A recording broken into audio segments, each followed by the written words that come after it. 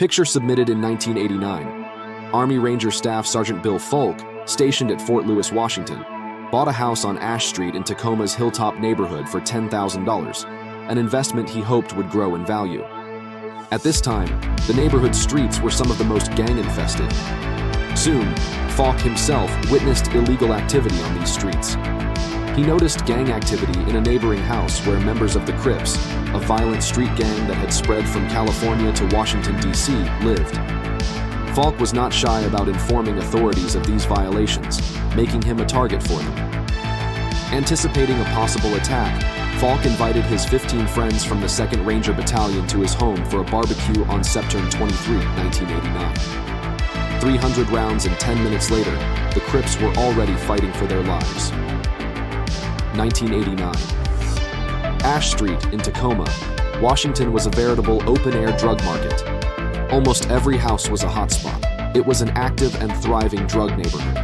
Gangs born in the 1980s under the crack epidemic filled these streets and caused an economic downturn.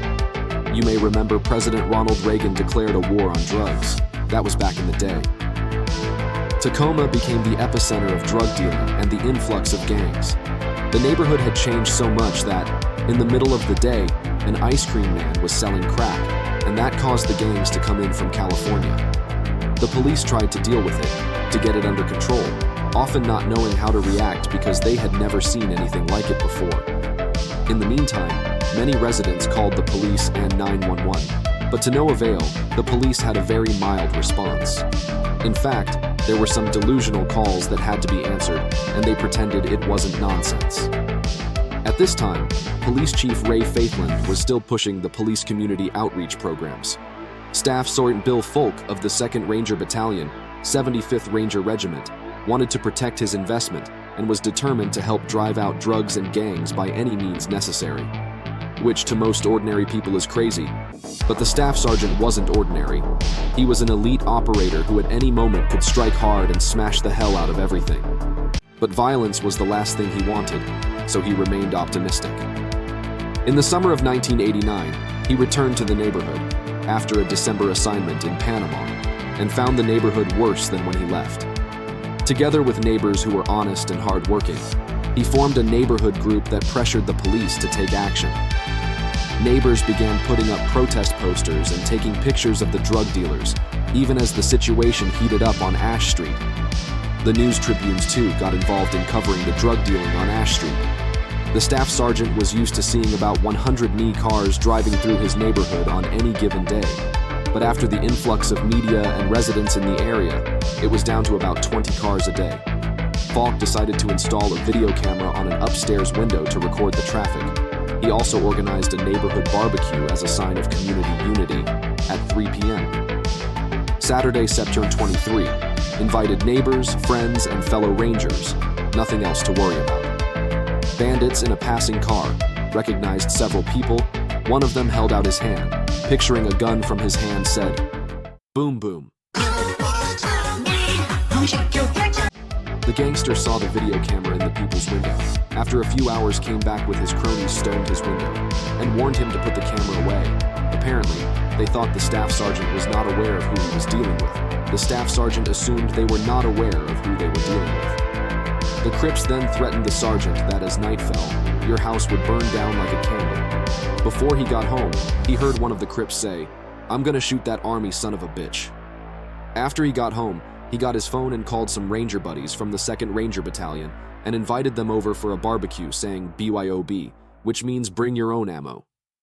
So it looked like Faulk invited them to a barbecue and they were like, "What are we going to smoke?" Faulk's response was, "Some creeps." Including a few Rangers that were already there, and of those that came, the total came to 15 Rangers. They were told to take whatever they had, and they came armed to the teeth, with pistols, shotguns, and rifles. There were 9mm Brownings, the iconic Python, a 357 Magnum, heck, a Magnum. And here the question is, who's the gangster here? Hi, Mom, what do you think? Look at my shoes, aren't they great? My God, you look like a gangster. As evening fell, as soon as the sun went down, all the Rangers positioned themselves outside and inside this house, hoping nothing would happen, but with the willingness that if it did, there would be zero tolerance for these dudes. Several hours passed as the Rangers held their positions, and one of them noticed a car approaching at a slow speed in the distance. The car's headlights went off, and in response, all the lights in the house went off. The time was 09:20 p.m. As the car approached, someone from the car fired a shot into the air, and in response, the Rangers opened a damn ton of fire, but so did the Crips. The Rangers fired from their positions as, on the other hand, the gangsters took cover behind parked cars shooting over their shoulders, blindly, as you know, stupid nonsense like gangsters do. At this point, a neighbor who had taken cover on the floor of her kitchen called 911. This shootout was over like the Wild West in 10 minutes. If you go into the details, the first police car arrived on the scene, the Rangers put their guns down, and one of the cops fired a shot in the air, at which point the police car backed up that there was smoke coming from the wheels. The officers in that car reported that there were 50 to 60 shots a minute. A minute later, as soon as 2 police cars entered the neighborhood, the Crips rushed out. A senior sergeant walked unarmed out the back door into an alley, sensing an approach from behind, and did not resist when he was pushed by a hand. His head was down, and a voice from behind ordered him to the ground. One of the gang members, Frankie Strickland, was cornered by a police dog and was found to be in possession of 16 rounds of 9mm ammunition. He said he was holding it for a friend he couldn't even remember the name of. A typical gangster lies. The same thing he said about the gun. The other suspect was carrying ammunition with brass heads for a gas gun. Once the situation was under the officers' control and they learned of the Rangers' defensive operation, the responding officer was not happy that the Rangers did not call the officers before firing shots. The conclusion was that about 35 people were involved in the shootout. Over 300 shots rang out during the night. No one was killed and no one was wounded. For 20 years, the official version, as a result of the shootout, miraculously no one was killed. But there are rumors that gang members did not seek medical attention for obvious reasons, and perhaps among them were fatally wounded. According to one of the Rangers, one of the gangsters rushed towards the house, at which point he was shot in the shoulder and fled. Also, according to unverified rumors, the wounded man was in a hospital in Seattle, more than an hour's drive from Tacoma. The mayor at the time, Doug Sutherland, intended to declare citywide martial law to combat gang violence, which drew national attention. Funds then became available to increase and strengthen the police force. Governor Booth Gardner even considered sending the National Guard to Ash Street.